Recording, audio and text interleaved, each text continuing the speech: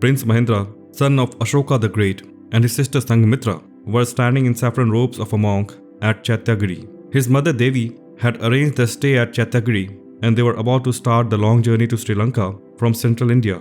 This travel will change the history of both Sri Lanka and India. They traveled to Sri Lanka at the request of King Devanampiya Tissa to preach Dhamma. Gradually, the Dhamma of Buddha spread in every corner of the island nation. Mahendra stayed at Chaityagiri Monastery for 1 month before starting his long journey to Sri Lanka. That Chaityagiri is now known as the Sanchi Stupa. We will be exploring the complete history of Sanchi and will talk about the unknown stories related to this World Heritage Site. We will understand why Sanchi was built, what was its connection with Ashoka, and how it declined and was lost. Sanchi in central India houses an important group of Buddhist monuments built over 1400 years from the 3rd century BC to the 12th century AD. These Buddhist monuments are included in the World Heritage List of UNESCO. The great Stupa of Sanchi was built by Ashoka, the Emperor of India, during the 3rd century BC. But why did he choose this site for the construction of his first and most magnificent stupa?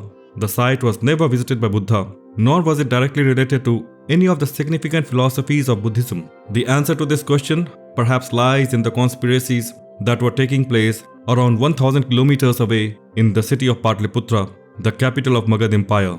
Emperor Bindusar, father of Ashoka, never wanted Ashoka to become the king. His choice for the throne was Prince Sushima, his eldest son. But Bindusar had got the hint of the aspirations of Prince Ashoka, and to keep him away from the capital Patliputra, he sent him to Taxila to subdue a rebellion. When Ashoka returned from Taxila, after successfully suppressing the rebellion, he was sent to Ujjain to suppress another unrest. Ujjain was the capital of Avanti, and Ashoka was sent there as the governor of Ujjain. The journey to Ujjain would have taken more than a month, and King Bindusar felt it was a safe distance between Ashoka and the throne. While on the way to Ujjain, Ashoka stopped in the city of Vidisha for some time. Vidisha was an important and prosperous town at the time. Here he met Devi, the daughter of a rich merchant known for her beauty. Ashoka married her at Sanchi and took her with him to Ujjain, where in due course she gave birth to 2 children, a son named Mahendra and a daughter Sanghmitra, both of whom later became famous Buddhist monks. Ashoka stayed in Ujjain for a long time, but returned to Patliputra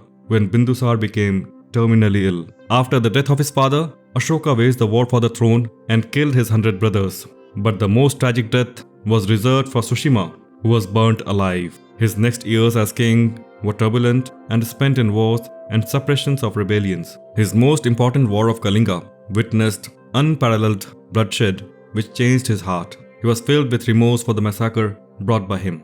After the victory of Kalinga, Ashoka turned towards Buddhism. He became an ardent follower of Buddha and played a key role in the spread of Dhamma. After the death of Buddha, 8 stupas were built over the bodily relics of Buddha. Ashoka recovered the relics of Buddha from 7 of the 8 original stupas, which were opened at his order. He redistributed the relics among many stupas, 84,000 in total according to Buddhist sources. At Sanchi too, we can infer that he built the great stupa over the bodily relics of Buddha. When he decided to build stupas, it was Sanchi, the place where he was married, that he built his first stupa in the 3rd century BC. The stupa built by him was a brick stupa, around half the size of the stupa as we see it today. It was constructed under the supervision of his wife Devi. He also created the monolithic pillar around which several stupas and other religious structures were added in the succeeding centuries. The Mauryan dynasty came to an end in 184 BC when Pushyamitra Sung killed the last Mauryan king Brihadrath. Pushyamitra was one of the most infamous adversaries of Buddhism, and the stupa built by Ashoka in Sanchi suffered a lot of destruction during his rule. Agnimitra, the son and successor of Pushyamitra Sung, shifted his capital to Vidisha from Patliputra in the 2nd century BC. He contributed significantly to the restoration and expansion of the Ashokan stupa. The stupa was virtually reconstructed during the 2nd century BC under the Sung kings. Not only did it expand visibly in size, its enlarged big dome now came to be encased in stone and surrounded by a stone railing. This doubled the size of the original stupa. The epigraphs on the railing of the stupa reveal a large number of donations by the common people who supported the construction work here.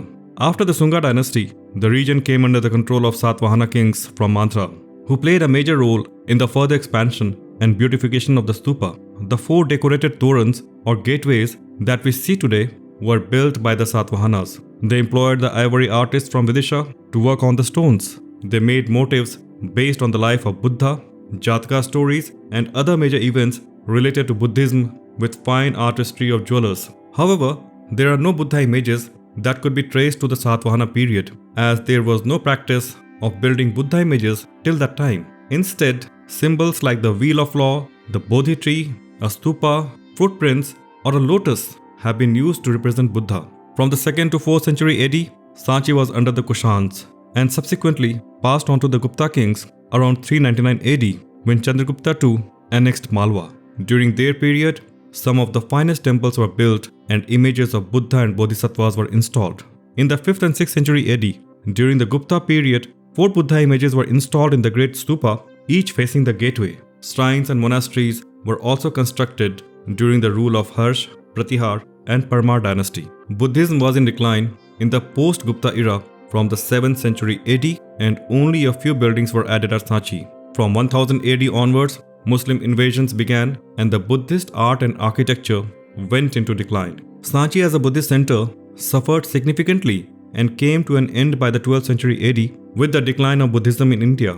It survived as a major Buddhist center for the next 2 centuries, but gradually, with the disuse of the stupa and monasteries, it was taken over by forests and bushes and was lost for the next 4 centuries. Since the 14th century, Sanchi remained deserted and lost till 1818 when General Taylor discovered the site accidentally during one of his military expeditions.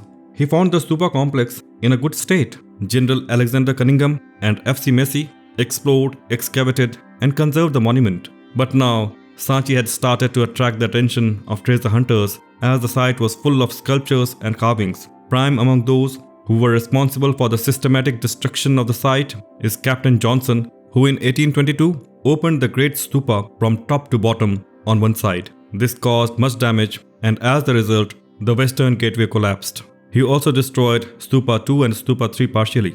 Large-scale repairs were undertaken by Sir John Marshall, Director General of Archaeology. He also rescued the antiquities scattered in the area as well as those recovered from the excavations and established a museum at the site in 1919. Massive conservation efforts were undertaken after 1947 when India gained independence. Most of the monuments in the complex are built close to each other and are grouped on the hill within a walled enclosure measuring 400 into 200 meters. The circuit wall was built of stone in the 12th century AD. On reaching the top of the hill, the first thing that attracts attention is the beautiful approach to Stupa I through a garden of flowering trees and shrubs. This huge stupa with 4 heavily ornamented gateways is the focal point of the site, and all other monuments including stupas, temples and monasteries dating from the 3rd century BC to the 12th century AD were built around it. This is the largest and oldest of all the structures in Sanchi. The Great Stupa or the Mahachatya with its beautifully carved gateways is unparalleled in beauty. With a diameter of over 36 meters and a height of over 16 meters, the stupa dome is crowned by a triple umbrella and is surrounded by a square railing or harmika. The base has a path to revolve around the stupa, which can be approached by a double stairway.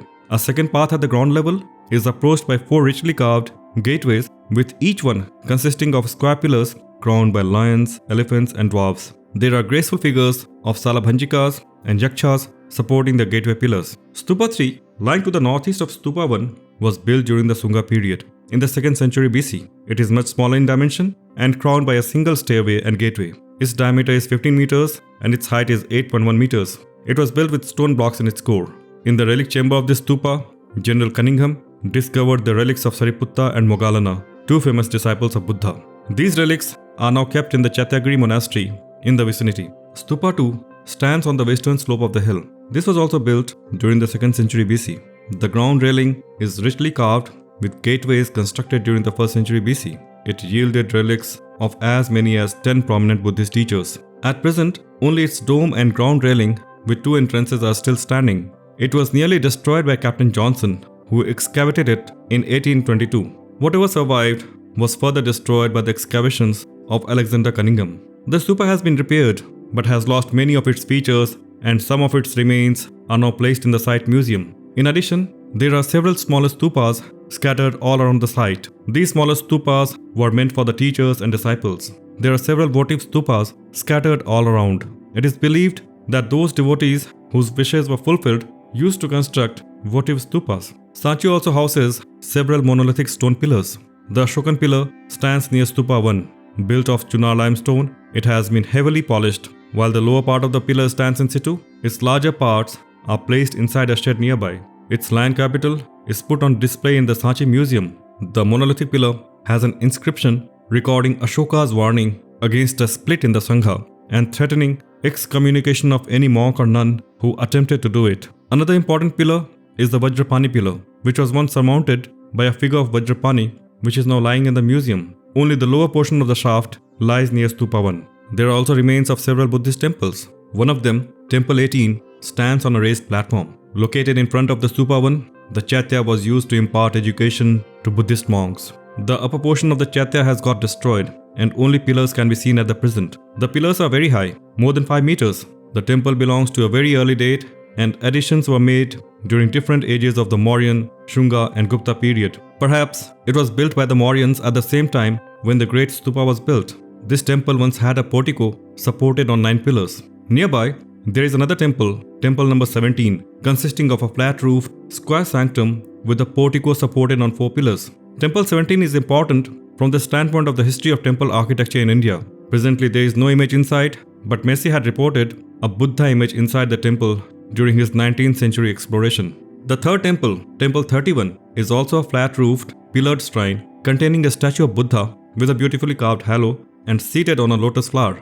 The temple is guarded by a Naga deity, a female deity with a multi-hooded snake on the head. Temple 40 was one of the earliest temples at Sanchi, built during the 3rd century BC. The main structure was built of timber and it was destroyed by fire during the 2nd century BC, but was soon rebuilt and enlarged. A flight of stairs towards the east of Stupa number 1 leads into Monastery number 47. 2 more monasteries open into the central courtyard, although at different levels. Monastery 45 has remains of a temple. Inside the sanctum lies a statue of Buddha in earth-touching posture.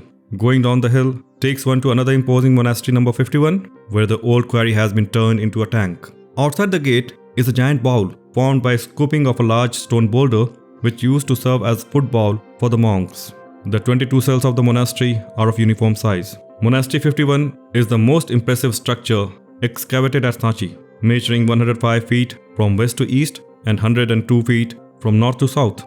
Based on the typical Mauryan brick size, it can be inferred that it was built by Devi. There is a site museum at Sanchi which is open daily and contains some of the most important antiquities recovered during the excavation. The museum is worth a visit. It was built in 1919 by John Marshall, the then Director General of Archaeological Survey of India. However, as the collections increased, the museum was moved to the new building in 1966. The museum houses the land capital of Ashoka pillar. It also houses several other statues of Buddha and Bodhisattvas. Sanchi today is one of the most important tourism and Buddhist pilgrimage destination in central India. You can easily reach it both by train and bus, and a short visit of one day is sufficient to cover the stupa complex and the museum.